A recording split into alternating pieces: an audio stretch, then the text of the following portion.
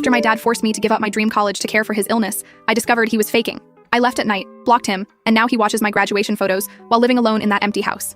I just got my graduation photos back today. As I was scrolling through Instagram sharing them, I noticed a familiar name had viewed my story within seconds. My dad's account. He's blocked on my main, but somehow always finds my public posts. 4 years later, he's still watching from that empty house where everything fell apart.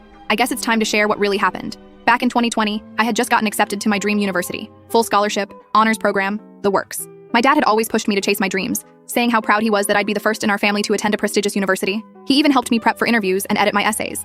Everything seemed perfect. Then came the headaches. It started small, just comments here and there about feeling dizzy. Then mild confusion about dates. Nothing major, but enough that I noticed. The timing was weird, right after my acceptance letter arrived, but I brushed it off as stress. Dad had raised me alone since mom passed when I was 3, and the thought of me moving across the country probably worried him. My cousin Eva, who was finishing her medical residency at the time, started coming around more often. She'd check on Dad, ask him questions about his symptoms. At first, she seemed genuinely concerned, but I started noticing these looks she'd give me when Dad would describe his episodes, like she was trying to tell me something without words. The symptoms got worse as my departure date approached. Dad started forgetting important things. My graduation date, appointments, even our address once while we were out shopping. But here's the thing. These episodes only happened when it would impact my plans. Meeting with my future roommate, Dad would have a dizzy spell and need me to drive him home. Housing deposit deadline, he'd forget where he put the checkbook. The breaking point came during a family dinner.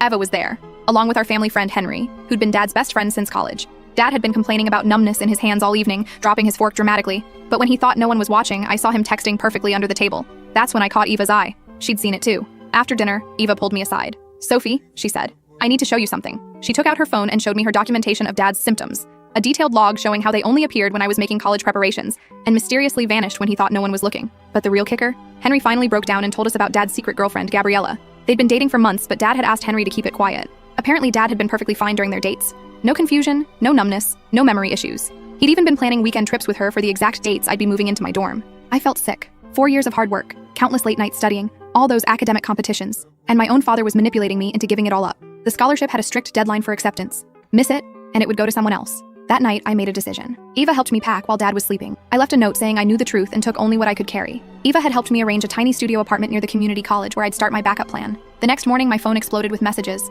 Dad switching between rage and begging, claiming I was abandoning him just like your mother did. That confirmed everything. He'd never spoken about Mom that way before. I blocked him on everything, but he kept making new accounts. The worst part? His symptoms magically cleared up the moment I left. Suddenly, he was well enough to drive around looking for me, to call every family member. I spent 2 years at community college, transferred to a different university with another scholarship, and graduated last week. Through it all, Dad's kept watching from afar. Family members tell me he still lives in that house alone. Gabriella left him months after I did. He sits there, viewing my social media stories within seconds of posting, but never reaching out directly anymore. Sometimes I wonder if he really believes his own lies now. Does he understand what he did?